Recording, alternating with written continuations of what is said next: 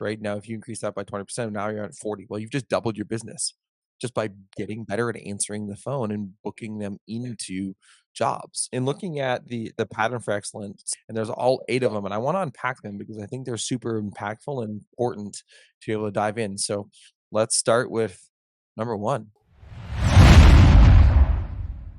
Hey, welcome back to another episode of HVAC Success Secrets Revealed with Thaddeus and Evan, where we have good conversations with good people, and a good conversation worth having is worth having drunk or sober or underwater. Doesn't really matter. But we're going to have Brigham on a little bit later, and I've got the water going. But you notice it's just me today because Evan is on a plane, so he's not able to tune in. Although he probably could have done it from the airport. So let's give him shit next time he's on the show.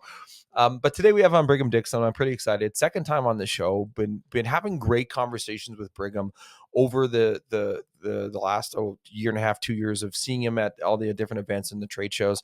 I'm super glad that we're able to get him back on to have a deeper conversation. So a little bit about them. So he is the president and founder of Power Selling Pros. They're a leading coaching and training firm that's dedicated to teaching businesses how to wow more customers. So he actually started it when he saw that call handlers need assistance, consisting converting calls into bookings. Now, he started in 2009. Now, fast forward 15 years later, they have over 1,000 trainees currently in their program. They help over 400 contractors on a regular basis. He is also a 3-time best-selling author. He has a new company that has about 70 clients that he works with right now. That is an after-hours phone answering services called Booked.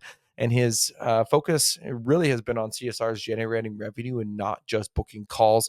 I'm excited to dive into the 8 principles for excellence, rather, the 8 principles for excellence.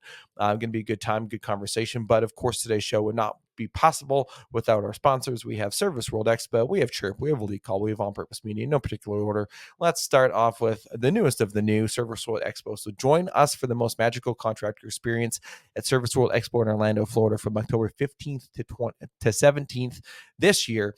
Enjoy keynotes, breakout sessions, 4-hour workshops, social mixers, an exhibit hall with industry-leading products and podcasts like this one. Yours truly will be there. You network with other residential contractors and hear from some top keynotes in the industry, and they're all designed to help contractors like you to elevate your business. Register now and use your promo code SECRETS100 for $100 off. Visit serviceworldexpo.com and register today. And of course, we will see you there. The other one, CHIIRP.com, is the other guys. Transform your home service business with CHIIRP, the ultimate automation toolbox. Capture more leads, connect instantly, and skyrocket your sales. CHIIRP integrates seamlessly with platforms like ServiceTitan, HouseCall Pro, offering automated text, emails, and even ringless voicemails. Boost your Google reviews and customer loyalty with their proven rehash programs. Schedule your demo today and get an exclusive 25% off your first 3 months. Visit CHIIRP.com/HSSR to start booking today and increasing your revenue.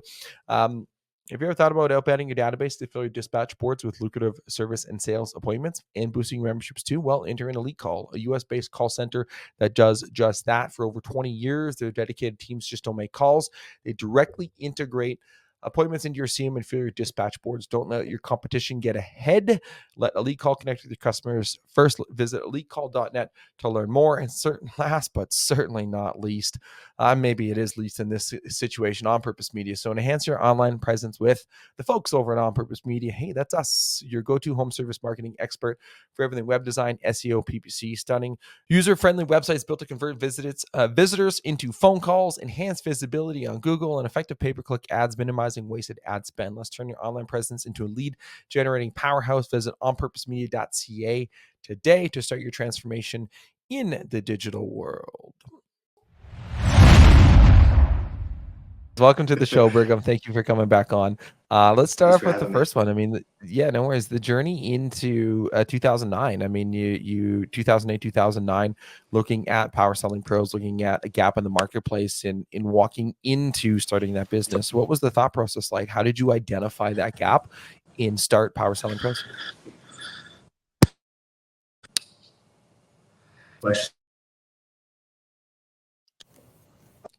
Oh, I think we lost your audio momentarily. Can you hear me? I can, yes, but it cuts in and out. So, no, lost it.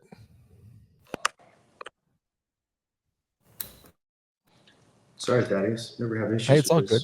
It's all good. I think your mic, the mic got disconnected somewhere along the line. So, It I'm sure happens. this never happened.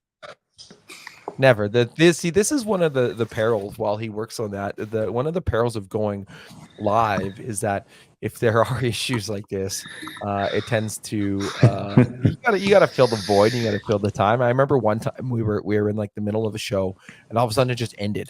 I think we had Leslie Harpool and Cassie Pound on, and the show just stopped. I'm like, what the heck? I haven't ended the stream by accident. So I had to spin up a new one. We had to continue where we were at. But anyways, I can hear your sound, you're back. Well, it seems like it. I think the best thing to do is, if you don't mind the echo, is I'm going to bag the mic that's giving me a hard time if it continues to give us trouble like this, and I appreciate it. Go ahead and speak one more time and let's see what it's doing. Yeah, no worries. And so I can rephrase the question if you need. So, oh, he's going to go without the headphones. All right, going clean with that. Well, most of the talking is going to be you, anyways. I'm just going to key up questions and you can just answer them. How does this sound? Does this sound all right? Yeah, I can hear you. Okay, good. Obviously not as good as the mic, but we'll roll with it. Yeah, Thaddeus, go ahead and throw that question at me one more time. Is it about the pattern? No, we haven't got there yet. So I'm gonna see if I can rephrase it and recall it from memory here. So in looking at back to 2008, 2009, when you're like, hey, I've identified something in the marketplace. It appears that CSRs need a better adequate training program. You're like, I'm gonna go ahead. I'm gonna look at starting power selling pros. Walk us through how you found the niche that you guys are in and the journey to starting the business. So Thaddeus, that was a total accident. I didn't mean to do this at all. I mean, training CSRs, I mean, who would pay to do that? Right? That was kind of, I mean, I was doing SEO and pay per click for a company. It was a media company. I can't remember the name of it. Oozle. It was Oozle Media, right? And I don't even know if they're around anymore. But I was a broker for them back in 2008. They couldn't even hire me. Why? Because it was 2008. And I was trying to make ends meet. I had a client. His name was Troy Nearing's Plumbing and Heating. He gave me a call. And we started helping him with some advertising. When I say we, I'm referring to me. It was just me back then. And the calls that were coming in were pretty rough. So the SEO leads were calls such as, I just want a ballpark price. I just want to know what you charge to come out. I just want to talk to a technician. Calls like that. Right. And they couldn't book them. So he said, hey, I need to put this SEO on hold until we have the opportunity to book these calls. And I was like, well, what you need is training, Troy. And he's like, yeah, I'm pretty sure I do. And I said, well, I used to answer the phones myself at another heating cooling company. Why don't you let me go ahead and jump in and train them on how to book these calls and allow these customers. And so he said, all right, I'll give you a month to see what you can do. Well, within about that period of time, I was able to increase these call conversions by 20%. Calls were set appointments. That's pretty significant. About a month later, I got a call from his buddy, Tom Robichaud in Boulder, Colorado. And he said, hey, I hear you're working with Troy. And I said, yep, I'm working with Troy. I'm also doing his advertising. he said, that's great. My advertising is taken care of, but I'll pay you to train my CSRs. And then the light bulb came on for me. I was like, holy cow, I could actually start a business training CSRs to book calls and walk customers. And so I told Oozle, thanks, but no thanks. I've got this new business idea. And went for it. Tom and Troy got together after about 2 months, and they said, man, we really need to help Brigham out. And they referred me to a guy by the name of Mike Gugliero in Brunswick, New Jersey. Owner of Gold Medal before he sold it. And then he has since built up SEO or CEO Warrior and sold that. And he and I worked together for about 3 months. And he said, Brigham, you're doing an awesome job. Prepare yourself. I'm going to start referring you to everybody. And sure enough, he was referring us to everyone. And then it really became us, like legitimately, Thaddeus. I mean, I started hiring all my friends. I don't have a lot of friends, you know that. And, and It's been a journey ever since. We went from training 6 CSRs to well over 1,000 now, and we hold them accountable one-on-one twice a month using their own phone calls. So it's ongoing coaching accountability for over 1,000 CSRs, all in the home service industry. I'd say 90% of them are heating and cooling. But there's some plumbing and some electrical and roofing and pest control and stuff like that, but all in the home services industry. Nice. Well, and like that 20% increase is a massive stat when you think about that. And look, the toughest part about being a marketing agency is not having a very good booking ratio, because we can send 100 calls your way, but if you're only booking 20 of them, oh, well, no kidding, you're not going to have success, right? Now, if you increase that by 20%, now you're at 40. Well, you've just doubled your business just by getting better at answering the phone and booking them into jobs, which is phenomenal. And so now you're here. Now it's 2024. You've done a lot of work to be able to do that and help train the CSRs. And I want to get into the 8 principles,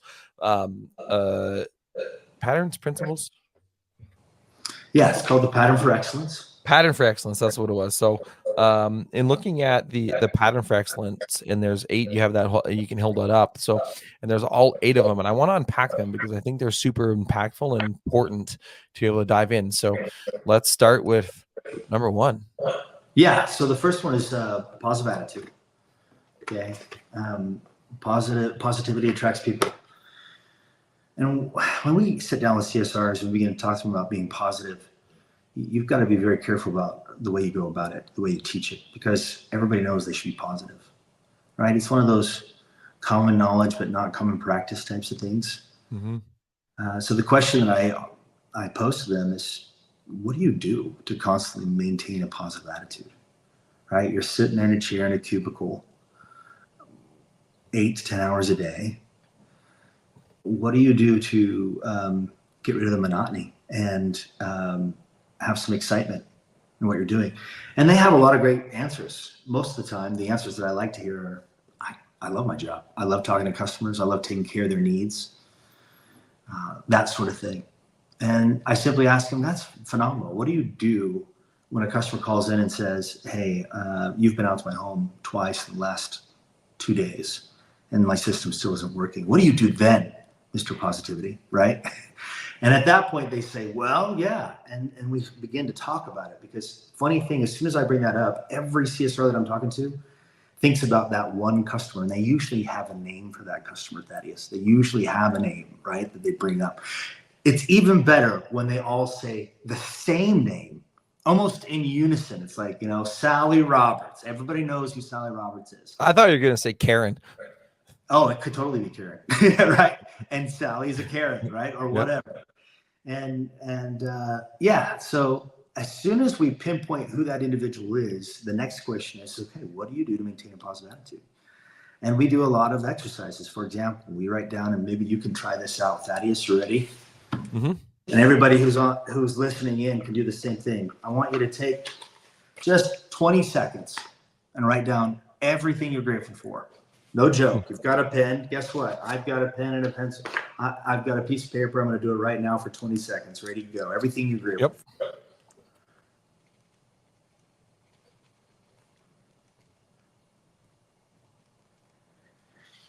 Guys, if you've only got 2 things written down, you need to do this more often. Health. 5 more seconds. Get 2 more out of there. Okay. Time's up. All right. Thaddeus, how many do you have, by the way, Thaddeus? 1, 2, 3, 4, 5, 6, 7, 8. Good beat me. Well, you were talking a little bit through it, so I was actually doing the exercise. Yeah, there you go. 6. Good job. Good job. And what are you grateful for?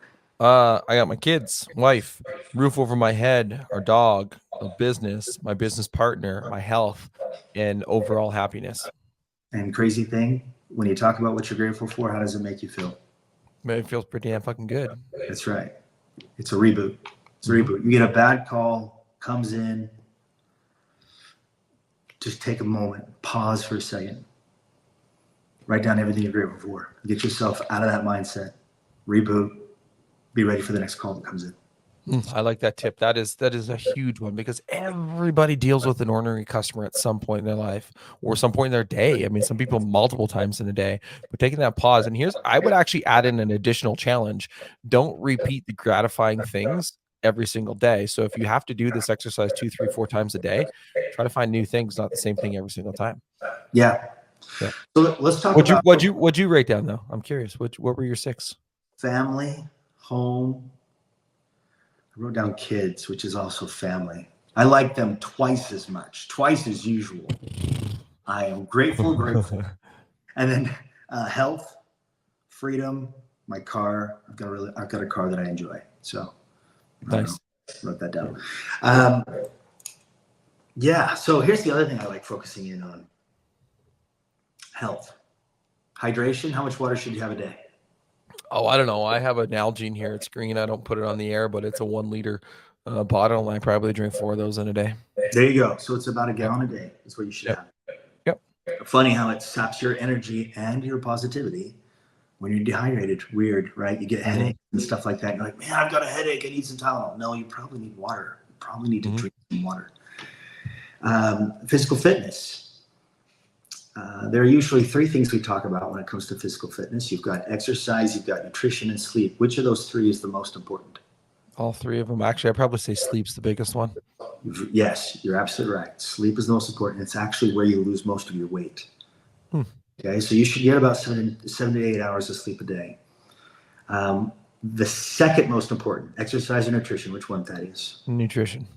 Yeah, you got it. Nutrition. If you were to sacrifice one of those, it would be physical fitness. So I realize that every listener on this podcast or what have you is going to be like, "Holy cow! I can't wait to go home and tell my spouse I need to stop exercising. I need to go to bed. Bed's more important." Right. But that sleep thing though is a real thing because a lot of people are chronically underslept. Yes. Although I was reading something the other day is that used to be a badge of honor when people say, I only slept 4 hours last night. Now it's actually transitioning to the badge of honor when you have like the Oura rings and the watches and all that stuff of your sleep scores and optimizing it for efficiencies, which is crazy because it's transitioning now. It really is transitioning. Yeah.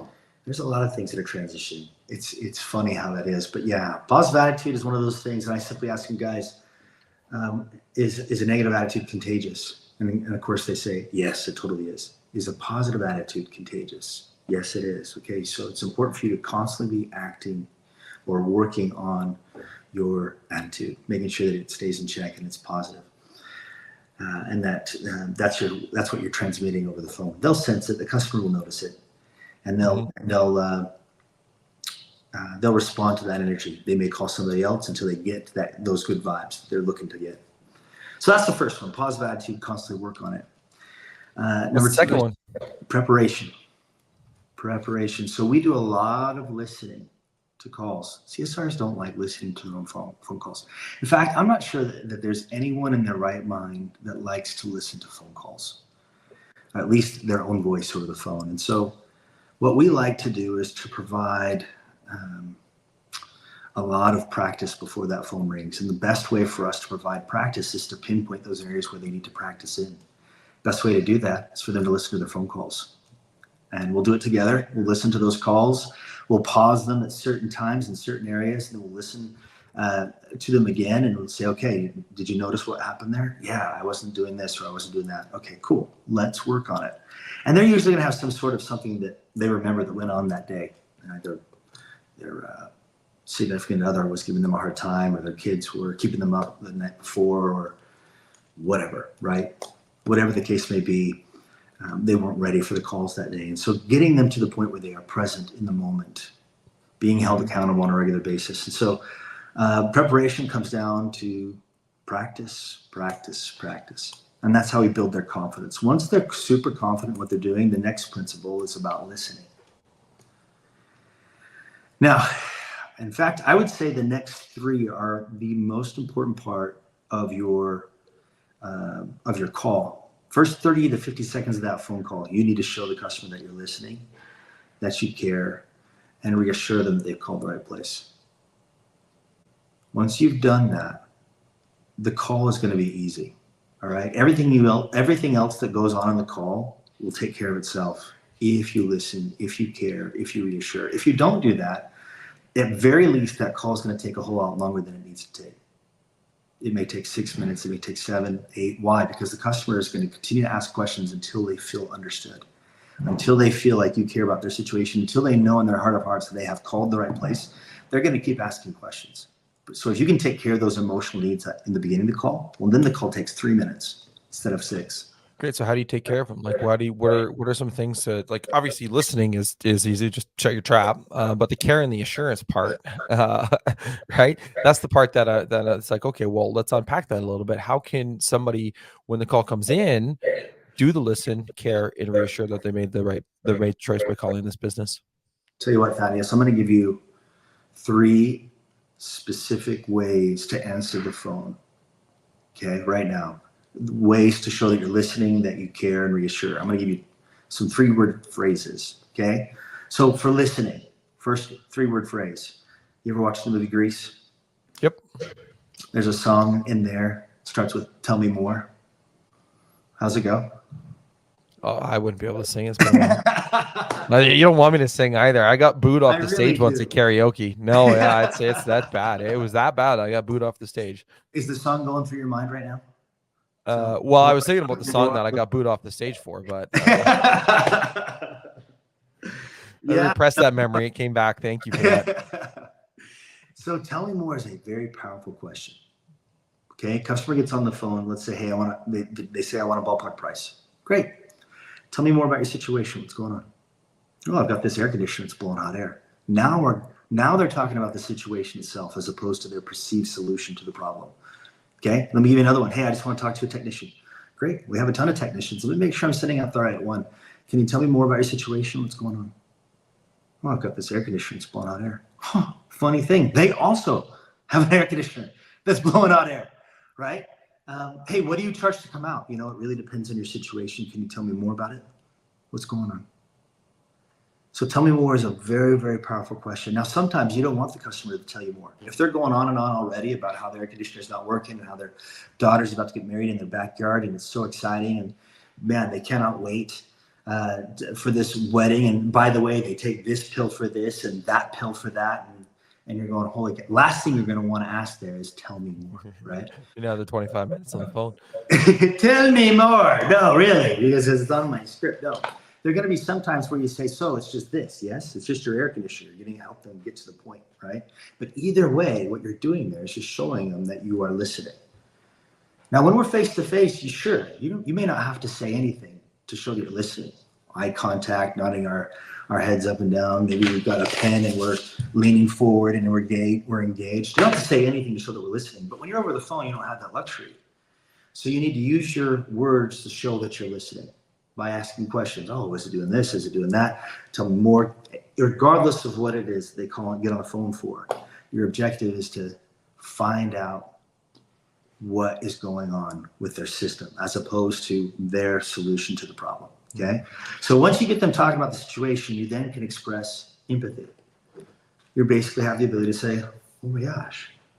So you've got an air conditioner that's not blowing hot air. How long has it been doing that? Oh, last couple of days. And by the way, Thaddeus, I promised you a 3-word phrase for care. You ready? Mm-hmm. That's not good. Simple. That's not good. You've got an air conditioner that's blowing hot air? Oh, that's not good. And they'll say, holy cow, you're totally right. It's not good. Well, look, you've called the right place. We can help you. What did I just do there? I said, yes, I can help you. They're not sure. Hopefully you are, right? I can totally help you with that. And then we ask a question of our own, simply, when would you like us out? Which is has to do with the ask principle. But before I get too far into this, listening, caring, reassuring. You do that in the first 30 to 50 seconds of the phone call. The rest is going to be easy. It's going to be cake. Mm-hmm. The reason why is because the customer has a human emotional need. Once you take care of that human emotional need by showing them that you're listening, that you care, and reassuring them, everything else, boy. And it doesn't matter. It doesn't matter what your fee is. Why? Because they like you. Mm-hmm. I mean, let me ask you something. Let's say you have a neighbor that you do not like at all, and that neighbor borrows a rake. And you don't even want to give the rake to them. You want to say, oh, shoot, I don't have a rake. I don't, what is a rake? You know what I mean? You might pretend that you don't know what a rake is. And if you do let them borrow that rake, how soon are you at their house asking for that rake back? As soon as you see them being done. Exactly. You see that thing leaning on the side of the house, you're walking over there, you're grabbing the rake because you don't like that guy, you don't trust him, you don't believe you're going to see that rake again if you don't go and get it. Now, let's say you got a neighbor that their kids come to your house on a regular basis, your kids go to their house on a regular basis, you guys have barbecues on the weekends, you hang out all the time, laugh and giggle, and this neighbor borrows a rake. What do you care how long they have it? Till I need it again. Exactly. Yep. Exactly. You see, we tend to be more amiable, more flexible, more reasonable with those that we like. So if the CSR would just take a little bit more time, showing the customer that they are listening, that they care, reassuring them that they've called the right place, it's going to be a whole lot easier for them in the long run. Do that first. Mm-hmm. So those are those 3 principles. Oh, tell me more. That's not good. I can help. 3-word phrases, each one of them. It doesn't get any easier than that. That's phenomenal. And if you're an owner listening to this, don't answer the phone saying hello, because that's not going to be very good for you either, because you're never going to be able to do listen, care, and assure if that's how you answer the phone. That happens. That happens. All right. Point number 4. Pattern number 4. So we went through listen. We went through care. Care, that is number 4. Let me talk about that for just a moment. Sometimes we use words such as, oh, sorry to hear that. I know this never happens in Canada when you guys say sorry, right? Oh, no doubt about it. We never say sorry, eh? Exactly. And the other word is unfortunately. When you say the word unfortunately, what you're saying is that you are not fortunate. You're telling the customer that they're not lucky. You're essentially saying not to go to Vegas anytime soon because you're not a lucky person. So you got to be very careful about the words that you use.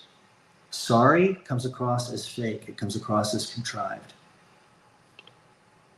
I'm not going to blame it on Canada. I'm just saying it.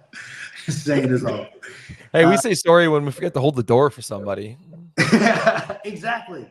It's ruined. The meaning of the word is ruined. And so stop saying it. People don't believe you.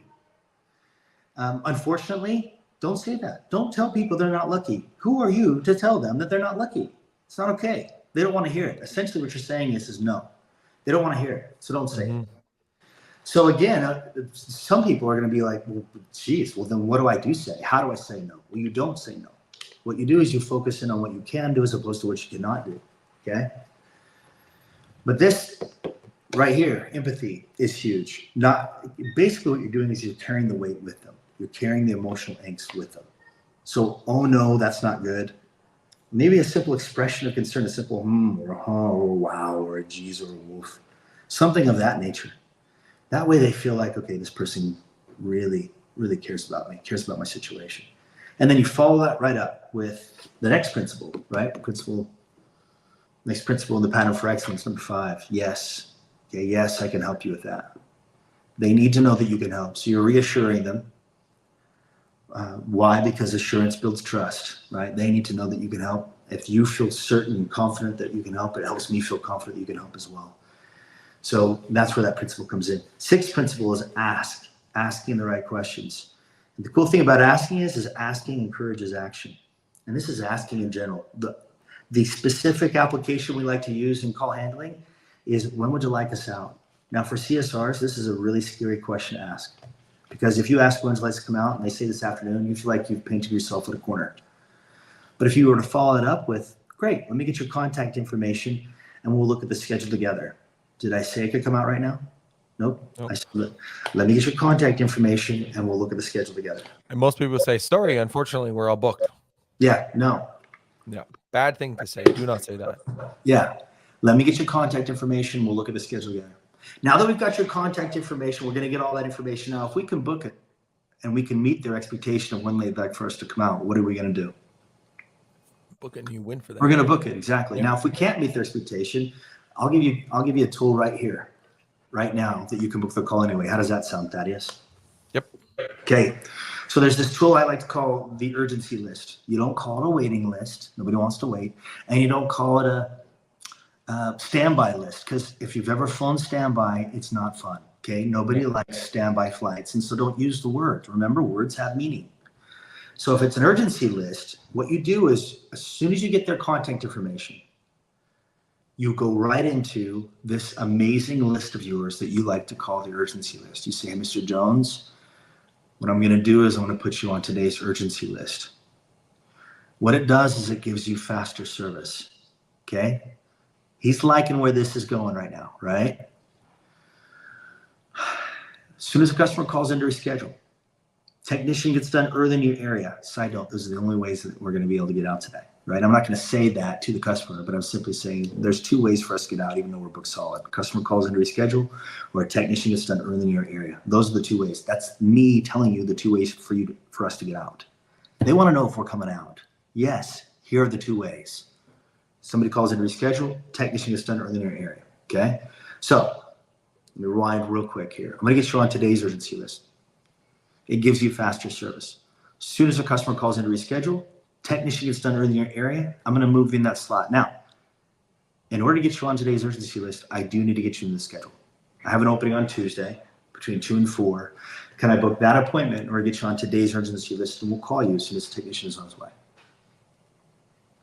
So now let's say we've got, isn't this cool, Thaddeus? Mm-hmm. Let's say we've got 10 people on the urgency list, and 5 we call throughout the day. Why? Because everybody knows that's listening to this podcast that they are going to get people rescheduling. Technicians are going to call in all the time saying, hey, I'm done a little bit early. So those 5 that we call, how do you think they're feeling about our services right now when we call them? Dude, pretty good, pretty dang good. They're like, oh man, I was coming Tuesday, you're coming today. Amazing.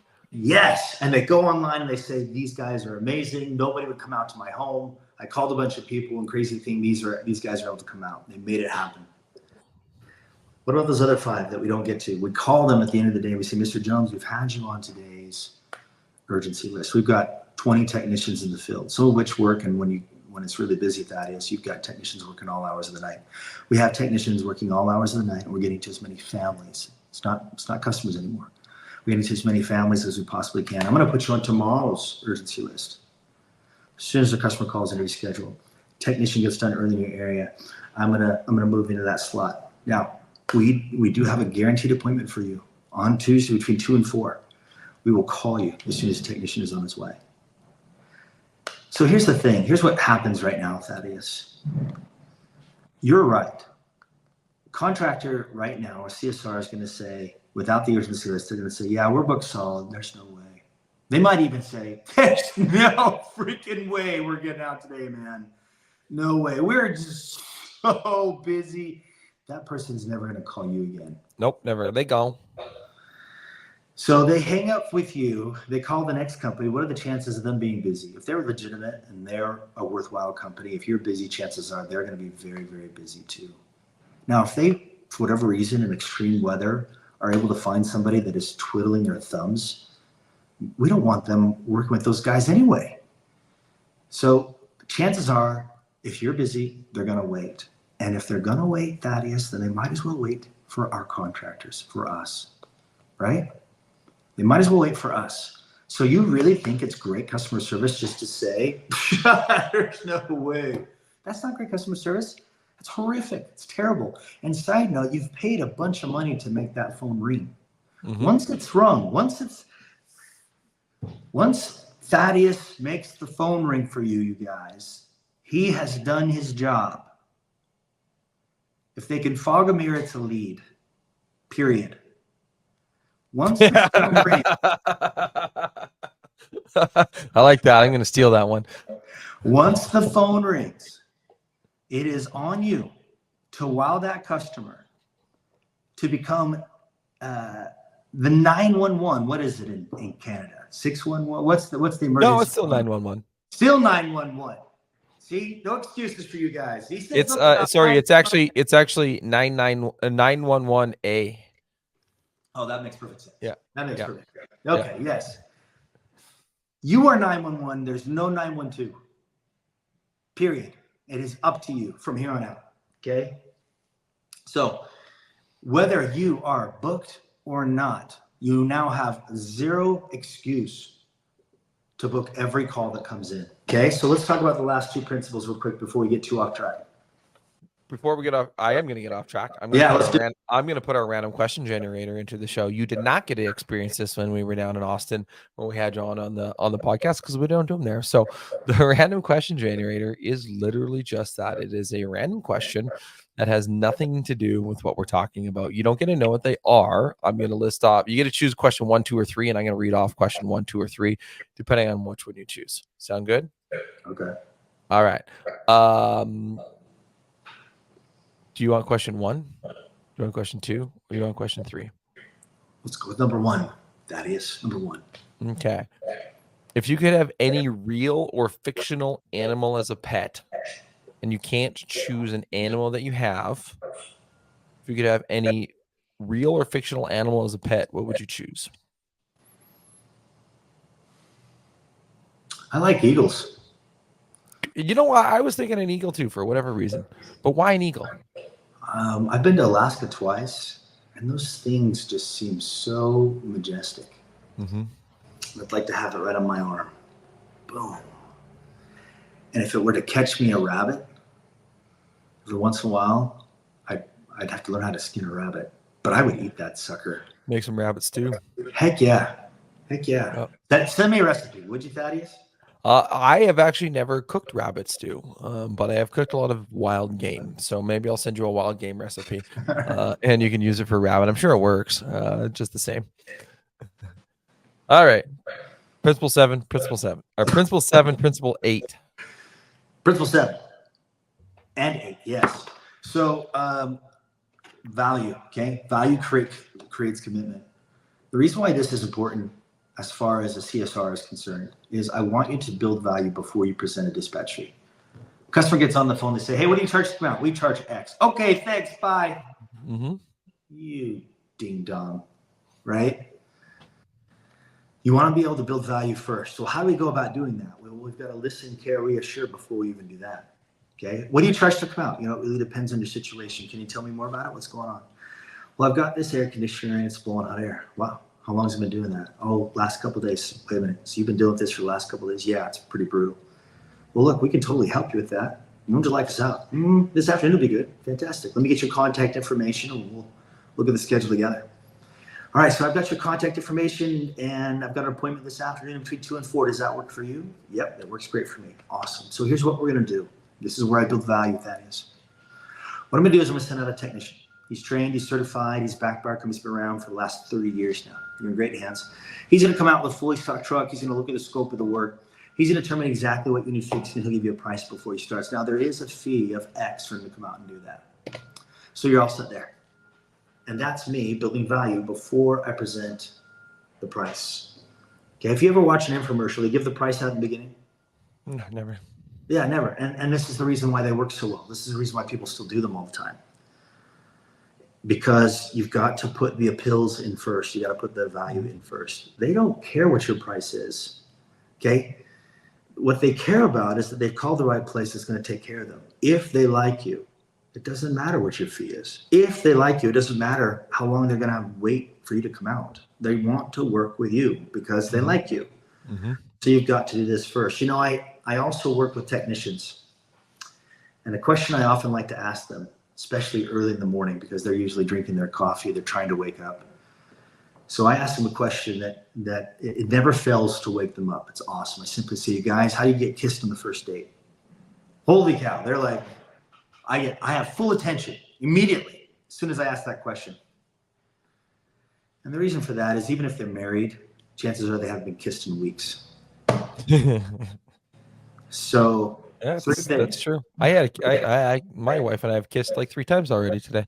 Hey, bragger. There you go. Brag again. Great. You've got hair and you get kissed. That's wonderful. Hey, so, but we both have great beards, so I will say that. I appreciate, yeah, you know, yes. I appreciate that. Thank you.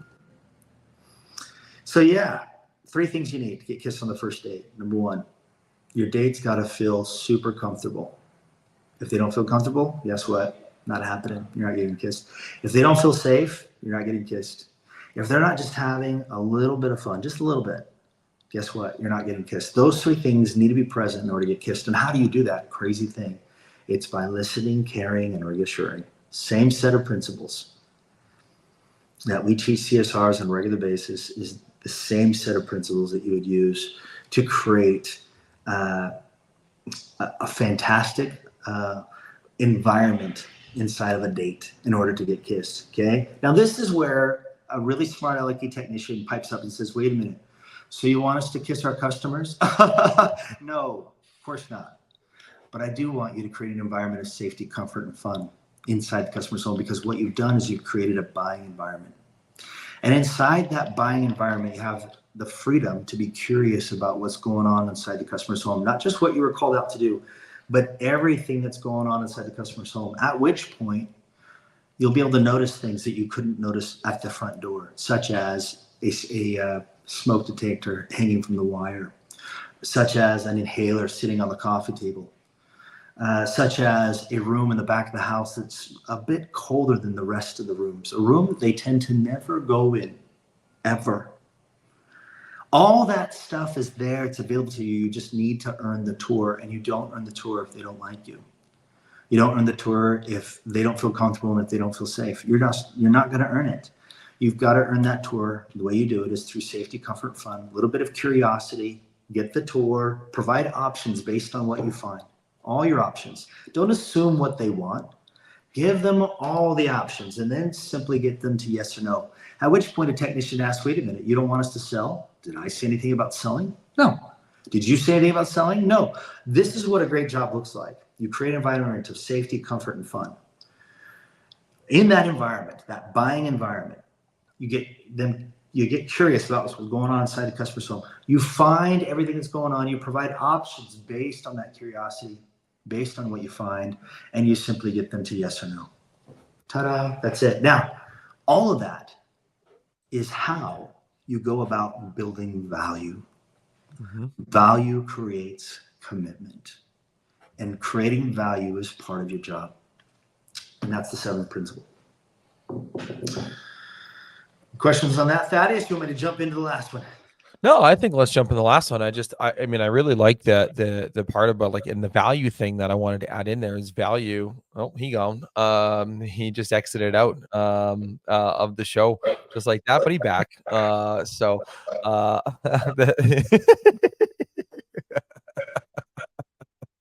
Those that are listening later will be like, what happened? I'm like, well, so those that are listening to this, we do the video of it now. So I think everybody knows, well, I'm about to transition, segue, and tee him up for his eighth one. And he just leaves the stream. He's just gone, just leaves the room. It's just me on the screen.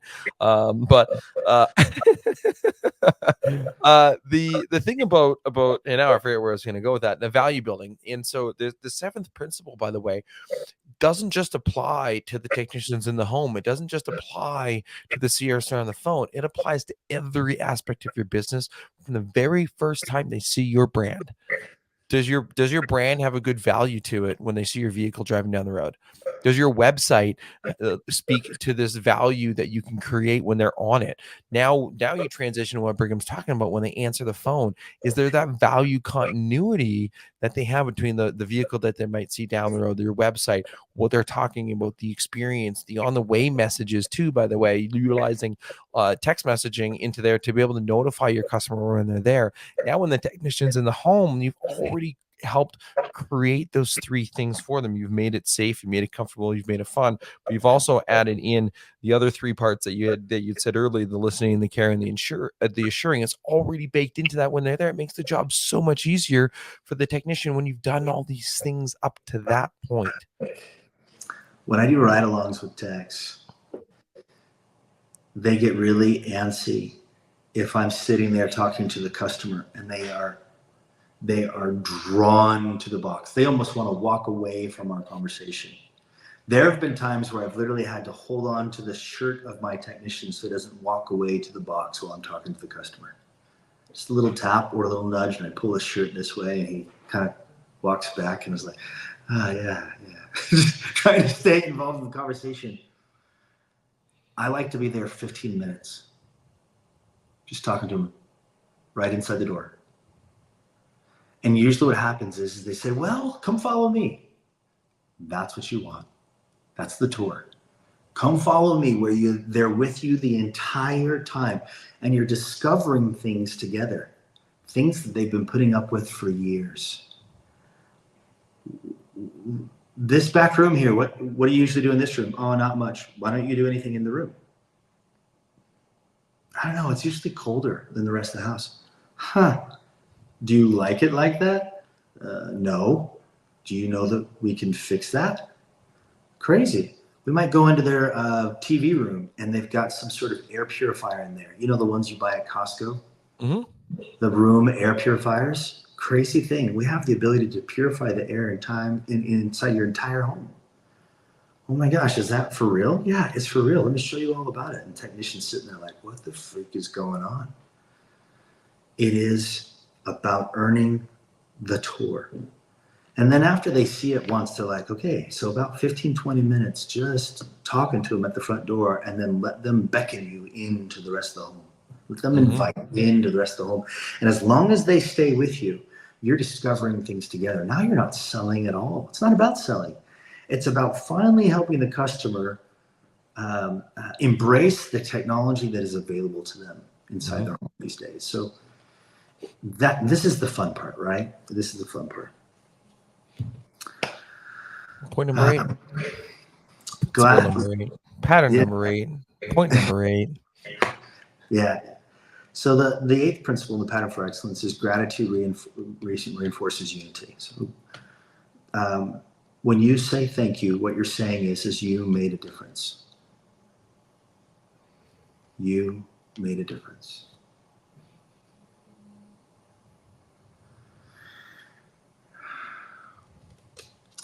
Gratitude is, according to some people, joy doubled by wonder. Joy doubled by wonder. So when somebody says thank you, yes, they feel important. And when they feel important, they become loyal to you as a company, right? Them as your customer. That loyalty is imperative. So find ways to say thank you, even if they beat you to it and they say thank you. Chick-fil-A does it best. My pleasure. I wouldn't even say you're welcome. What a wasted opportunity. It was my pleasure. It was actually my pleasure. The pleasure was all mine. Okay, you do that. It makes them feel super special, super important. Thank you. Sincere gratitude in general is extremely powerful. Just remember the joy doubled by wonder, and it'll help you remember how important it is to say thank you. I love it. Sorry, I'm just writing the joy doubled by wonder.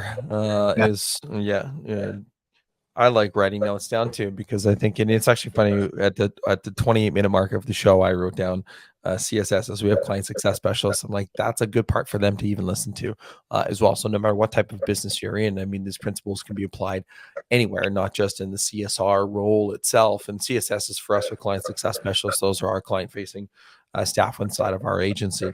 But that joy doubled by wonder and the gratitude, and that goes full circle to what we did earlier, is writing down those gratitude things. Because when you can have that gratitude and really mean the thank yous and the pleasure is all mine, that's powerful. That's powerful stuff. Yes. Yes. So this is why we teach principles and not just applications. Everybody's going to have a script. Everybody's going to have a sales system. And the minute that script or sales system doesn't work for one customer, they throw it out. They hold the whole thing out. And so we start with scripts. But in the end, our goal is for you to master the principles behind the script. Because once you get to the point where you're mastering principles, it really doesn't matter what you say. Because you're following principles.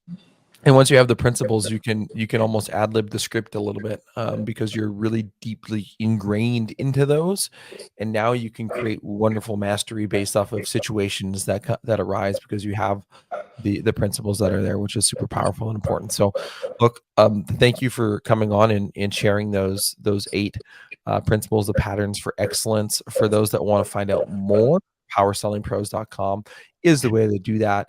They've got all their information on there. Book a call. In fact, we had one John Gonzalez. We've seen great results with Power Selling Pros, making his comment there. I know that they're in their new business there, Blue Ribbon. So love John Gonzalez and what he does, and I've heard phenomenal things from others that have used you as well. But before we do wrap up, Brigham, I have one final question here for you. Okay. Are you ready? So ready. All right. What is one question that you wish people would ask you more, but don't? As far as our services are concerned, It could be personally, it could be services, it could be any way you want to take it. What is one question that you wished people would ask you more? when can we start? It's funny. In the beginning of this show, you talked about the ROI and calls coming into your office. They're the ones that you're already getting, meaning this is your lowest hanging fruit right now. Lowest hanging fruit. Now, the industry average, according to Service Titan of all things, the industry average is 42% calls versus set appointments. Now, everybody that's listening now is going, there's no way we're as low as 42%. So let's say that together you're at 60% instead of 42. And let's say that for the sake of simple math, let's say that you take 30 calls a day. Now, I know that anybody that's listening on this phone call, they're like, dude, I take way more than 30 calls a day. Let's just say it's 30. Let's say that your average ticket's $500, okay? So if you book 60% of 30 calls, that's 18 calls. So when you do the math off of your average ticket, right? Your average revenue, which is $500. Now on a replacement call, it's going to be a whole lot higher than $500. On a service call, it's likely going to be higher than $500, likely. So I'm saying $500 just to be as conservative as I could possibly be. So your daily revenue based on those numbers, okay, 18 calls, $500, it's $9,000 a day. A year, that's $2.3 million. Now, $2.3 million shop, I mean, you're good, right? Hey, I'm a $2.3 million shop. It's fine. A lot of contractors out there that make great money even when their call conversions are bad. But if you book 85% of your phone calls, now you're booking 25.5 calls out of 30. You're making $12,000 a day off of a $500 ticket, as opposed to just $9,000. And now you're making $3.3 million. Mm-hmm. So what are we talking about here? Conservatively, when you go from booking 60% of your calls to 85% of your calls, legitimately booking 85% of your phone calls, you're making an extra $1 million a year, conservatively. This is absolutely your lowest hanging fruit, bar none. It's the calls that are already coming into your office. Remember, if they can fog a mirror, they're a lead. And even if they say, hey, I want a ballpark price, you now know how to book them. Mm-hmm. Even if they say, I want to know what you charge to come out, I want to talk to a technician, I have given you the tools to book that call and wow that customer and make sure you're the only one going out.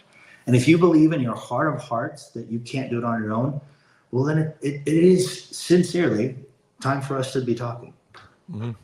No, and that, yeah, even if you go from 60 to 85%, and those are the numbers, and again, conservative numbers, right? Like that's added $1 million in revenue. Well, what's it cost? Like that's a good ROI right there by going to powersellingpros.com and getting in touch with them, because they are absolutely wonderful in what they do. Thank you.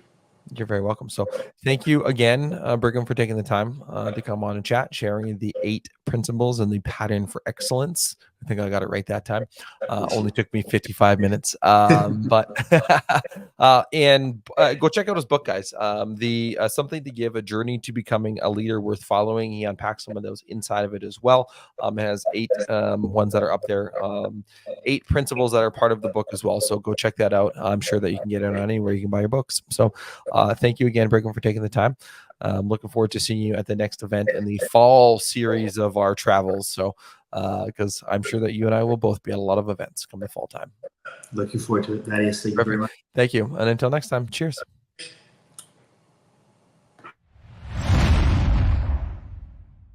Well, that's a wrap on another episode of HVAC Success Secrets Revealed. Before you go, 2 quick things. First off, join our Facebook group, facebook.com/groups/HVAC Revealed. The other thing, if you took one tiny bit of information out of this show, no matter how big, no matter how small, all we ask is for you to introduce this to one person in your contacts list. That's it. That's all. One person. So they too can unleash the ultimate HVAC business. Until next time, cheers.